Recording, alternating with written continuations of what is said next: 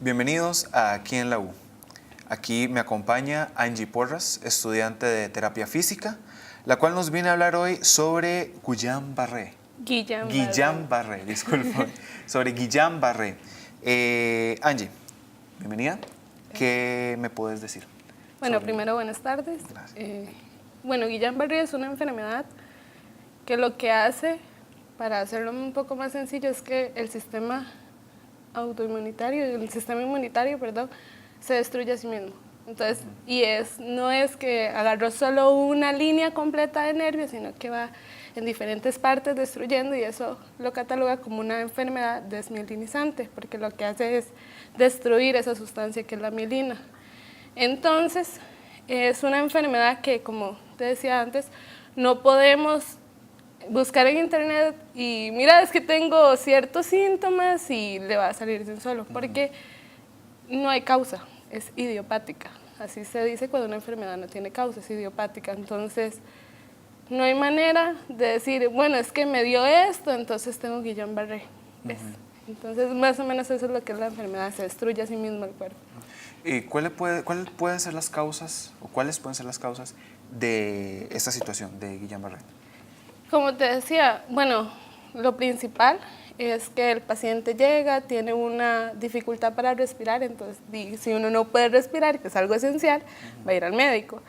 Entonces se empiezan a tomar un montón de criterios más, como que al paciente le dan hormigueos, hay parálisis. El Guillain-Barré se caracteriza por tener una parálisis de inicio brusco, entonces primero va a afectar miembros inferiores y sería muy extraño que nosotros podamos caminar normal y al día siguiente ya no podamos caminar, ¿entiendes?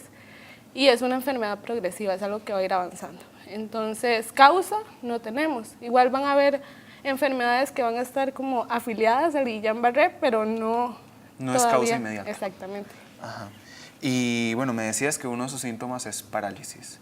¿Cuál es como resumímelo, pero el amplio espectro de los síntomas? ¿Qué puedo padecer? Bueno, como te decía al inicio, lo principal va a ser que el paciente va a llegar con una dificultad para respirar. Entonces, los primeros grados del Guillain-Barré, el paciente va a necesitar ventilación mecánica, porque prácticamente la información no llega a esos músculos para decirle que respire, porque está destruyendo la mielina. Entonces, también va a presentar hormigueos, como cuando uno se acuesta y se le duerme todo el brazo, algo así. Igual la parálisis, como te decía, nosotros no podemos llegar y podemos caminar bien y de la nada no me responden las piernas, no puedo levantarme, no tengo suficiente fuerza en las piernas.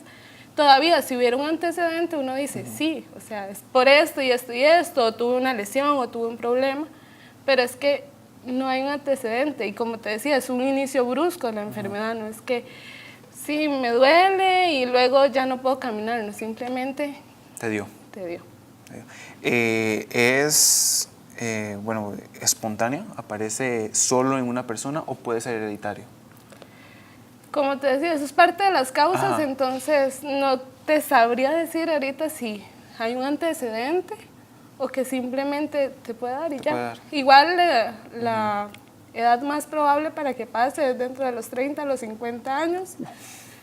Todos tenemos probabilidad de que pase, pero también tenemos casos, eso se maneja por ser la incidencia, pero también hay casos de chicos menores de 30 años y personas mayores de 50 años. Entonces, es una enfermedad muy curiosa porque no tenemos como un registro para decirte, sí, es que esto y esto y esto y esto me va a causar a mí Guillain-Barré.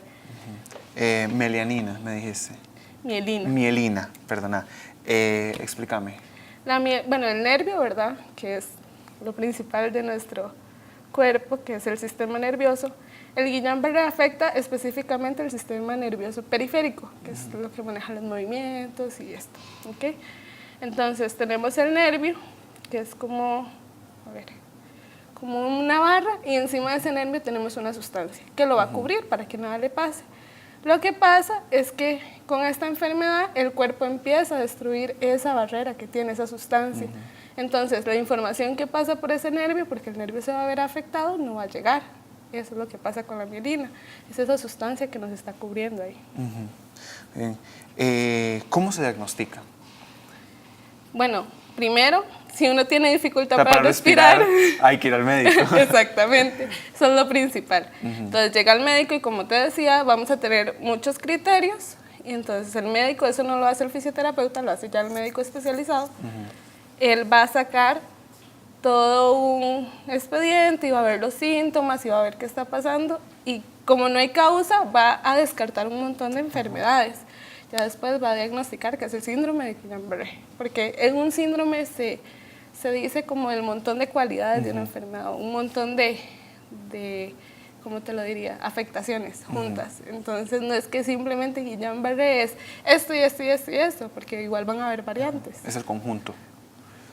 Muy bien. ¿Cómo se puede tratar? Porque ya me dijiste, es súbita y es difícil, pero ¿cómo se trata? Con respecto a lo que decías que es súbita, o sea, primero es esencial que la persona esté dispuesta a trabajar por su mejoría, porque igual a nivel psicológico vamos a presentar un montón de, bueno, nos va a presentar al paciente un montón de síntomas de que usted podía hacer algo y ya no lo puede hacer. Y para la terapia es esencial que el paciente tenga esas ganas de trabajar, porque el cuerpo es tan maravilloso que si nosotros no le damos la información al cerebro de que queremos hacer algo, por más de que el terapeuta esté trabajando, el cuerpo no va a mejorar, porque el paciente no quiere hacerlo. Entonces eso es esencial cada vez que tengamos una situación así. Pero la terapia, que es como lo que yo te vengo a hablar, se divide en dos partes. La parte de la hospitalización, cuando el paciente está en cama. Entonces lo que evitamos son las posturas anómalas, o sea, posturas que no deben ser, que lo que van a hacer es causarle una afectación mayor al paciente, ¿verdad? Y evitar que el paciente no esté del todo quieto, porque si no los músculos se empiezan a debilitar. Esa no es la idea. Sí. Muy bien. Como dijiste, hay un seguimiento luego del hospital. Sí, luego del hospital, bueno, antes de esto te voy a dar un toque de los grados del Guillain-Barré, que se divide en 6 grados. Entonces, nosotros trabajamos conforme a eso. Nosotros tenemos que igual, como es un trabajo integral, tenemos que dejar que los médicos trabajen porque de nada me sirve a mí meterme a la función de otro profesional de la salud. Entonces ya cuando el paciente o la paciente es remitido del hospital, se hace todo un trabajo, entonces empieza con movilizaciones pasivas, que es el agarrar al paciente, hacer las movilizaciones por él, luego que es como la mitad, movilizaciones pasivo-activas, que ya ahí el paciente va a hacer un poquito más de esfuerzo, pero igual nosotros lo vamos a estar ayudando. Y las movilizaciones pasivas. Igual como la causa principal, el hecho principal es que no puede respirar, nosotros como terapeutas tenemos que estar pendientes de los músculos de la respiración. Entonces ver si esos músculos están trabajando bien, también hacemos masajes para evitar las contracturas, y ese tipo de cosas. O sea, el hecho principal o el motivo principal de un terapeuta es hacerle entender al paciente que no tiene que tener miedo de moverse, sino que tiene que tener miedo de quedarse quieto, porque eso le va a afectar aún más. Claro. Y una última pregunta, ¿el daño causado por Guillain-Barré es irreversible? ¿O la terapia... Sí. Con irreversible me quiero decir que va a haber siempre alguna dolencia, algún padecimiento, o puede ser curado completamente? Quizás curado completamente no, porque igual el cuerpo siempre va a tener una memoria, por decirlo así, que nos va a decir que pasó esto. Pero a nivel muscular el terapeuta trabaja para eso. Y nosotros igual la mielina se vuelve a producir, vuelve a cubrir los nervios, pero eso puede ser una enfermedad reincidente. No es que me dio Guillain-Barré, salí de ese proceso y ya, no me va a volver a dar. O sea, no. Sí, no. Puede que pase, puede que no pase, son probabilidades. Pero la importancia es siempre estar en un buen control médico, tanto médico como fisioterapéutico. En ciencias de la salud es necesario un buen control, porque si no nosotros no vamos a tener una historia bien detallada del paciente, ¿entiendes? Necesitamos esa información, por eso es tan importante que la población en general tenga sus chequeos médicos al día, porque puede ser que fuimos, hicimos ejercicio y sí me duele el pecho, me cuesta respirar, pero es porque hicimos ejercicio.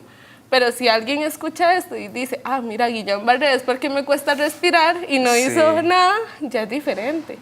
Por eso es necesario eso, por eso es necesaria la información a las personas. Sí. Pues muy bien, muchísimas gracias, Angie. Fue un placer tenerte. Angie Porras, estudiante de terapia física de la Latina, nos vino a hablar sobre Guillain-Barré, aquí en la U.